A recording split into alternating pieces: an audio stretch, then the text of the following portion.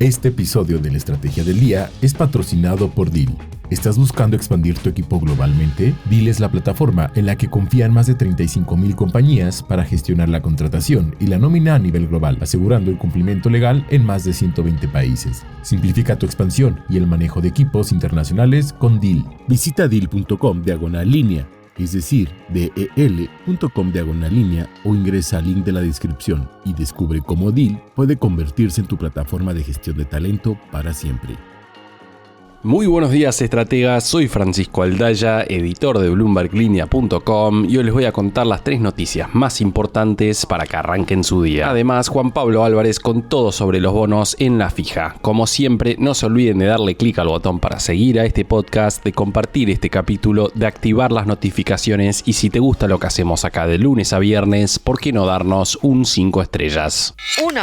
5 años, 7 meses y 14 días después de que Macri reinstaurara el cepo cambiario, hoy llegó a su fin. ¿Se terminó completamente? No, todavía hay restricciones a la salida de capitales golondrina y a la distribución de dividendos pre-2025, pero podemos afirmar que comienza una nueva etapa de libertad cambiaria en la Argentina. Y de hecho, Milei prometió el viernes en cadena nacional que confía que durará para siempre. Efectivamente, el board del FMI selló con Argentina un acuerdo histórico por $20.000 millones, con el 75% desembolsándose en este mismo 2025 y $12.000 millones llegando ahora mismo, es decir, inmediatamente. Es un acuerdo inédito también porque, tal como había adelantado una fuente oficial a Bloomberg Línea, los fondos van a ser de libre disponibilidad. En otras palabras, que el gobierno no deberá guardar una parte para pagarle al propio fondo. Pero eso no es todo lo que se anunció este viernes. El gobierno va a recibir también líneas de crédito por $5.000 millones del Banco Mundial y $7.000 millones del BID, líneas que llevan el total que entrará a las arcas del Banco Central a $23.100 millones durante el 2025. Con el Banco Central recapitalizado en esta fase 3 del programa económico de Milei, se termina hoy mismo el crawling peg del 1% mensual para comenzar con un nuevo esquema de bandas cambiarias fijadas en 1.000 y 1.400 pesos por dólar, con un ajuste al alza del 1% mensual para esas bandas. Entre otras novedades, las personas físicas van a poder comprar los dólares oficiales que quieran por home banking, los importadores van a poder acceder al MULC inmediatamente y no en 30 días, y se elimina el dólar blend. También estamos ante un nuevo esquema monetario con un target de M2 privado nominal para el Banco Central en vez del techo de base monetaria amplia que venía usando. Más sobre esto en breve, pero volviendo al cronograma de desembolsos, en cuanto al FMI, estamos hablando de $12.000 millones en abril, $2.000 millones en junio, $1.000 millones en noviembre y 7 pagos semestrales de $700 millones hasta 2029. Teniendo en cuenta que el 60% del nuevo crédito del FMI llegaría inmediatamente, las metas trimestrales permitirán el desembolso de solamente unos $3.000 millones adicionales en 2025. Y a partir del 2026 estamos hablando del gobierno cumpliendo con metas trimestrales para acceder a $5.000 millones más que llegarían a las arcas del Banco Central. ¿Y cuáles son esas metas? Tenemos una tolerancia cero a la emisión monetaria para financiar al Tesoro, la acumulación de $5.400 millones de reservas de acá a marzo del 2026 y un superávit primario de al menos 1,3% del PBI este año. Sobre este último punto, vale la pena resaltar que Milei dijo en cadena nacional que van a ser aún más ambiciosos que lo que figura en el staff report del fondo, apuntando este año un resultado primario del 1,6% del PBI por causa del shock global que viene generando la guerra comercial entre Estados Unidos y China. ¿Qué más? Bueno, el fondo sugirió de forma no vinculante que los planes sociales cubran al menos el 95% de la canasta básica y, por último, puso como meta vinculante el no crecimiento de la deuda flotante, que no surjan retrasos en los pagos de deuda externa y, de forma no vinculante, que los activos domésticos netos del Banco Central crezcan con techos de 9, 14 y 15 billones de pesos entre el Q2 y el Q4 de este año. Ahí estamos hablando del saldo neto de los activos y pasivos internos del Banco Central, es decir, la diferencia entre los créditos e instrumentos que la autoridad monetaria coloca al sector público y al sistema financiero y las obligaciones que mantiene dentro del país. Es un indicador clave para entender la cantidad de dinero en circulación y, por ende, la política monetaria. 2.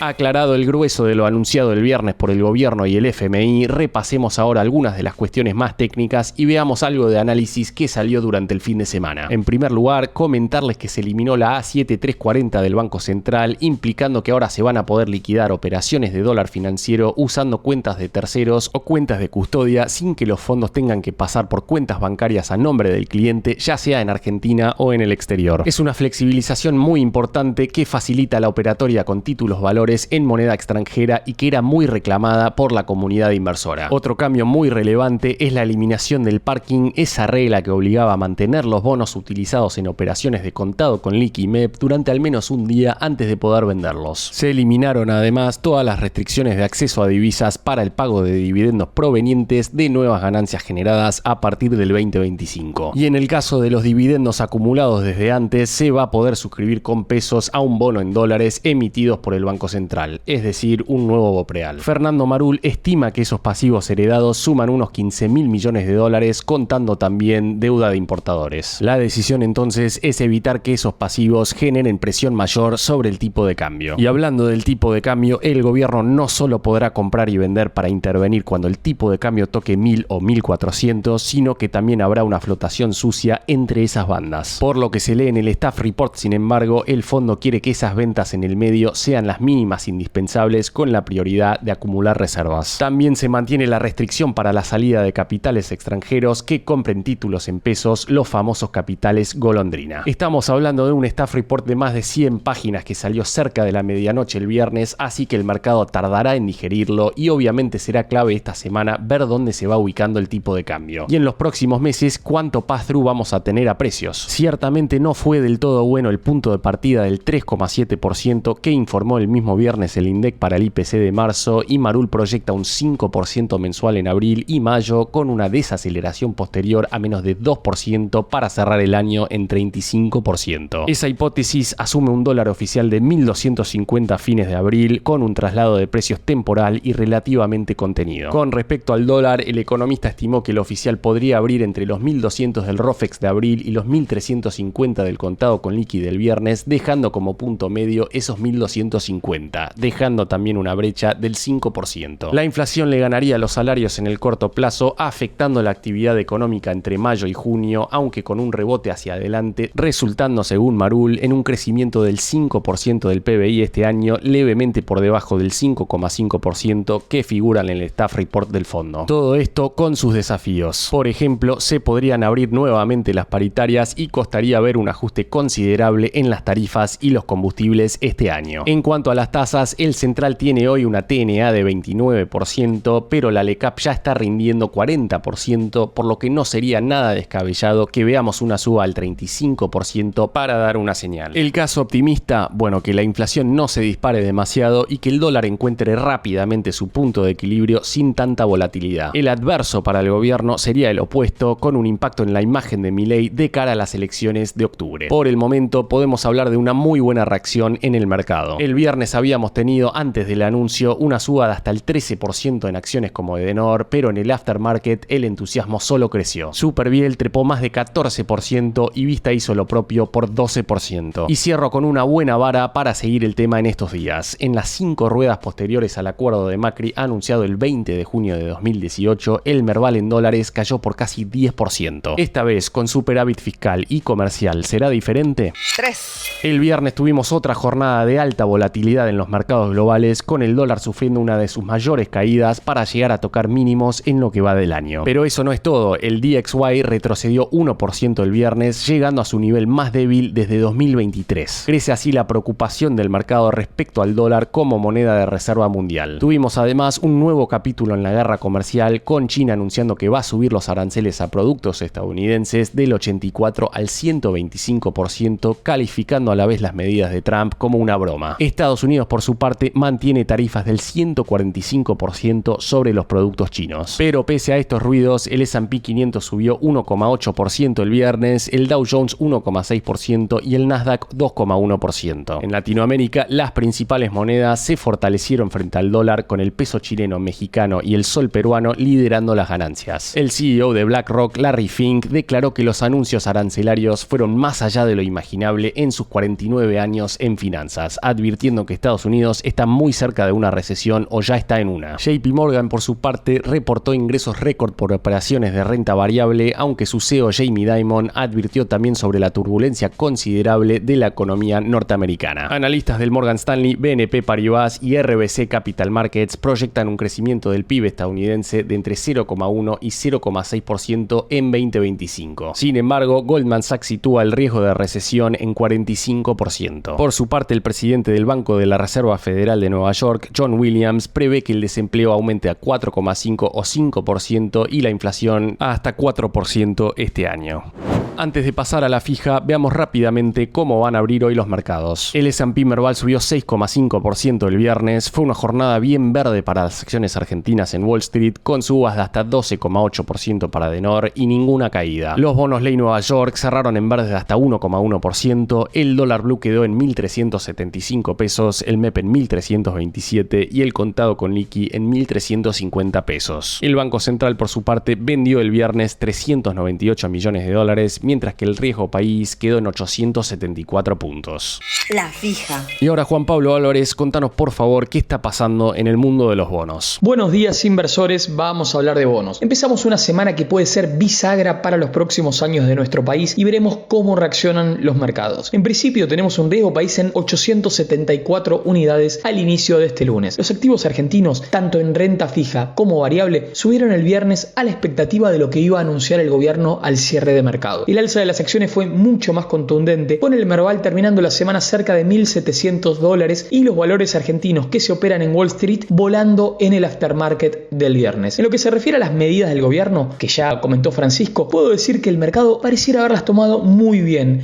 al menos en los informes que estuve leyendo durante el fin de semana y algunas entrevistas que escuché de gente del mercado en radios y televisión. En líneas generales, quienes miran el mercado sostuvieron que se trata de un esquema mucho más consistente del que había hasta ahora. Por otro lado, encontré una cierta coincidencia en lo que fui leyendo de que en el mediano plazo se va a requerir ir a una tasa de interés real positiva. Al respecto menciona un párrafo de un informe publicado por la consultora Outlier. Y abro comillas. Este esquema no se parece mucho al que el gobierno aplicó en un inicio, dado que limita bastante la discrecionalidad en el mercado de cambios, además de que va a exigir tasas reales positivas. Hasta acá el gobierno se jactó de que se estabilizó en buena parte con tasas reales negativas, que todos sabemos resultaron de sostener el cepo y permitieron una primera etapa clave de licuación durante la cual no se estabilizó, sino se licuó. Esto último deja de ser posible ahora que hay mucho menos cepo. De hecho, el propio Staff Report del FMI considera que el Ministerio de Economía deberá convalidar mayores tasas reales de corto plazo en esta etapa. Probablemente eso sea transitorio porque a la larga la reducción del diferencial de riesgo debería compensar. Y cierro comillas en relación a lo que dice Outlier. Mientras vamos viendo por dónde va todo esto, tenemos el enorme gusto de estar en contacto con Matteo Reschini, quien es jefe de Research en Enview y tuvo la generosidad de hablar con nosotros durante el fin de semana en medio de todo el frenesí de información que había que deglutir. Buenos días, Mateo, bienvenido a La Fija. Me gustaría preguntarte, ¿qué te parece lo más importante de lo que se anunció el viernes desde la óptica de un operador de bonos? Los anuncios fueron realmente muy buenos, muy interesantes. Me parece que es un esquema más sostenible quizás que el anterior. El anterior claramente era de transición, si bien el fondo lo considera un poco de transición, es mucho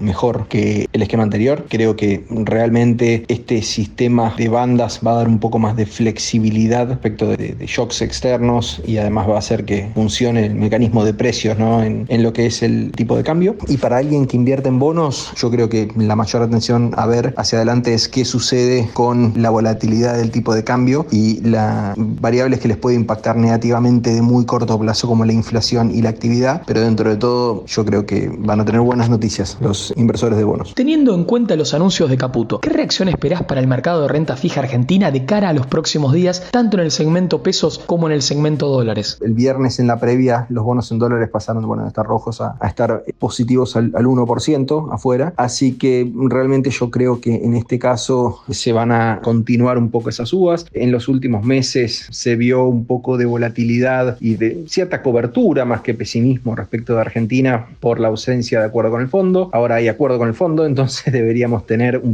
continuar esta dinámica en la cual, si seguimos normalizando las variables, vamos a tener un poco más de buenas noticias en ese lado. Lo preocupante en ese caso ahora ya parece ser un poco más la cuestión externa, pero creo que todavía hay normalización e incluso rebote de actividad que puede venir en el mediano plazo con la remoción de los controles cambiarios y que puede llegar a estar interesante para dar buenas noticias a Argentina. Y no digo blindarnos porque no es buena la palabra, pero para quizás que tengamos tenemos una dinámica un poco distinta a la del exterior. Respecto del segmento de pesos, me parece que algunos bonos en pesos quedaron con tipos de cambio break-even por fuera de las bandas, así que la parte larga yo la veo comprimiendo el lunes, y en la parte corta quizás también, ahora que tenemos un poco menos de volatilidad, viendo un poco que realmente es una incógnita qué va a pasar con el tipo de cambio el lunes, vamos a poder tener un poco más de una idea de qué va a pasar con la parte corta de la curva, pero creo que quizás las tasas se puedan llegar a mantener en los niveles que están, dado que ya venían subiendo anteriormente. ¿Consideras que estos anuncios blindan la necesidad de dólares del gobierno para afrontar sus compromisos? Ya di un spoiler antes de que no me gusta mucho la palabra blindar, como siempre y nunca son palabras que no me gustan usar, pero blindar más o menos lo mismo. Pero en este caso, yo creo que realmente todos estos desembolsos que estamos teniendo, más otros de organismos internacionales, pueden ayudar en el corto a mediano plazo a realmente no tener muchos problemas a la hora del repago de deuda. Obviamente todo esto es deuda y en algún momento hay que devolverlo, así que deberíamos ir a un esquema que efectivamente es lo que les requirió el fondo, de acumulación de reservas, en el cual nos permita después pagarles a los acreedores, que estamos tomando toda esta cuestión. Pero obviamente lo que es la quita, la remoción del cepo es realmente una buena noticia y que en mi opinión vale la pena por los efectos positivos de actividad de inversión y ingreso de otras divisas que puede llegar a tener. Si lo pensamos a los precios de hoy previo a la apertura, ¿cuáles te parecen las mejores herramientas de cobertura inflacionaria y cambiaria que ofrece el mercado? La verdad que lo de los precios de hoy justamente es lo que yo, entre comillas, criticaría.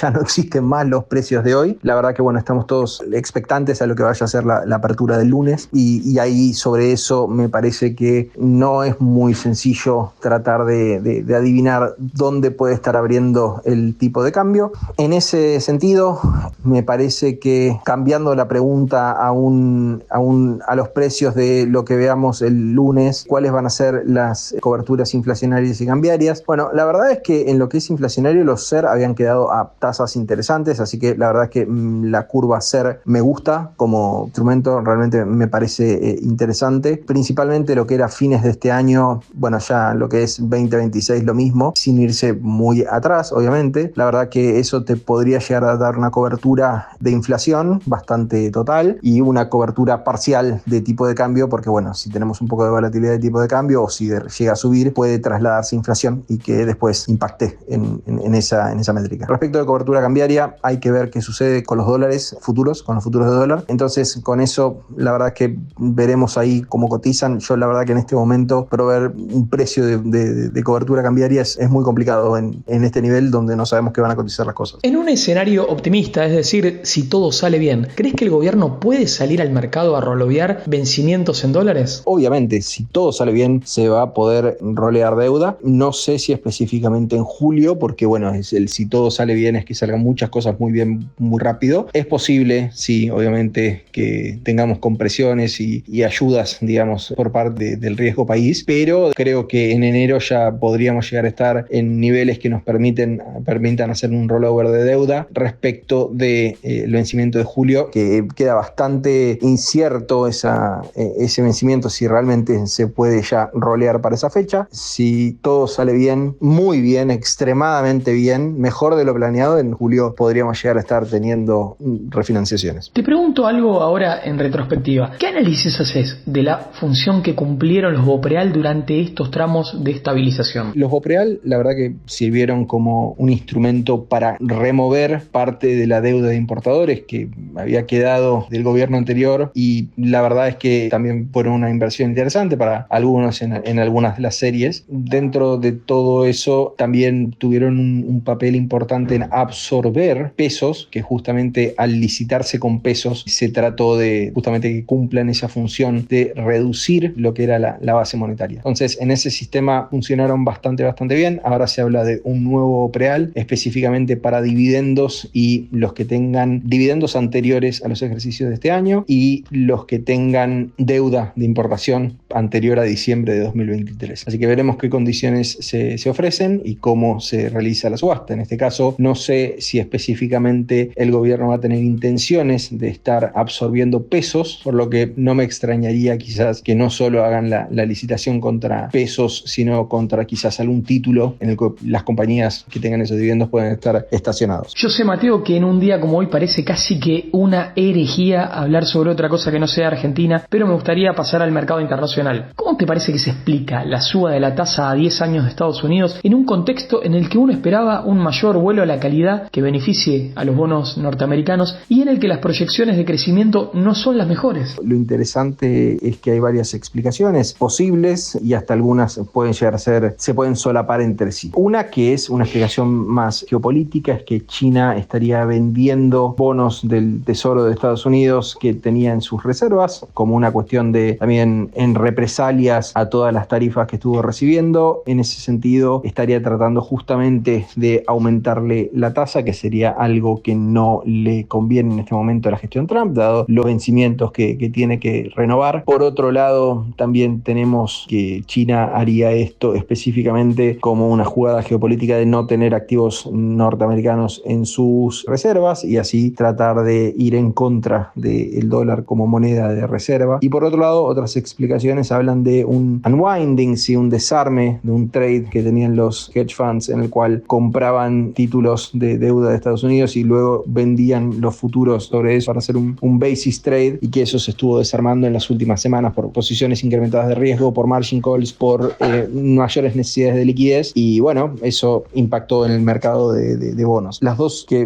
nosotros barajamos en Inview son perfectamente posibles y hasta incluso se pueden estar solapando una arriba de la otra. Antes de despedirte, Mateo, te pregunto, ¿cuál recordás como el peor trade de tu vida y cuál como el mejor trade de tu vida? Respecto del mejor trade de mi vida, fue una época en el principio de la gestión de Federico Sturzenegger en el Banco Central, en el año 2016, en el cual, bueno, había visto que a la salida del cepo anterior se había apreciado bastante el tipo de cambio y que eso no sabía si se podía mantener, y menos con un esquema de tasas a la baja como estábamos viendo, así que específicamente aposté a la suba del tipo de cambio, que en su momento salió bien, pero en marzo de ese año Federico Sturzenegger decidió subir las tasas de interés como para tratar de frenar un poco el alza del tipo de cambio, y devolví parte de esas ganancias. ¿Por qué fue el mejor trade de mi vida? No solo porque algo de dinero le hice, sino específicamente porque aprendí bastante de cómo funcionaba la tasa implícita en los futuros de tipo de cambio. Por otro lado, el peor trade de mi vida fue en el año 2017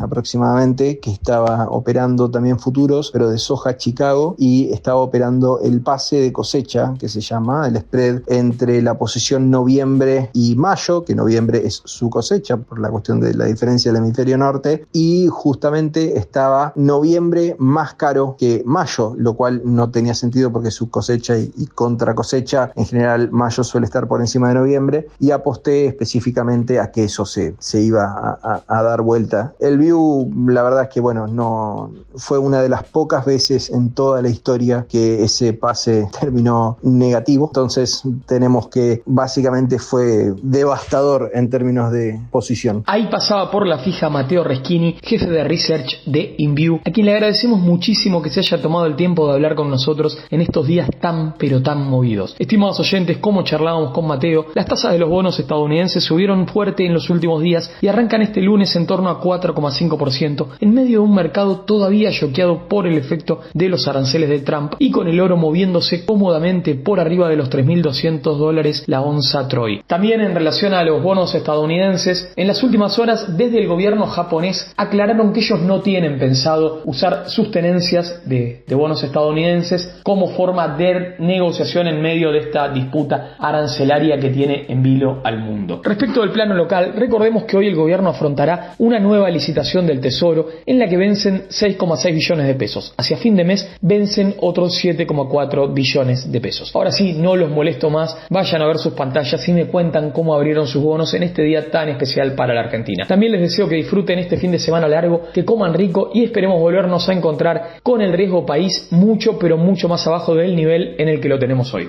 La frase del día. Antes de irnos, escuchemos lo que dijo Javier Milei en Cadena Nacional este viernes. Es la primera vez en la historia que el fondo aprueba un programa que no es para financiar la transición de una macroeconomía desordenada a una ordenada. Esta vez será diferente con el FMI, déjame saber qué pensás en la encuesta de hoy.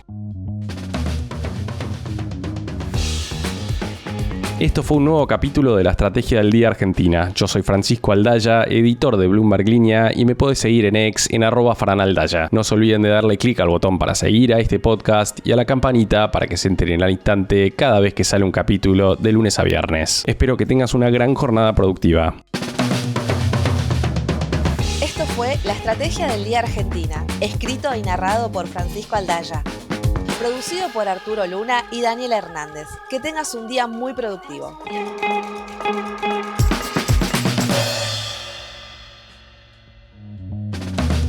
Este episodio de la Estrategia del Día fue patrocinado por Deel. Gestionar un equipo global no debería sentirse como nadar contra la corriente. Con Deel puedes contratar talento en cualquier parte del mundo, gestionar la nómina internacional y cumplir con las leyes locales. Visita Deel.com/línea, es decir, del.com/línea, o ingresa al link de la descripción y únete a miles de compañías que confían en Deel para gestionar sus equipos por todo el mundo.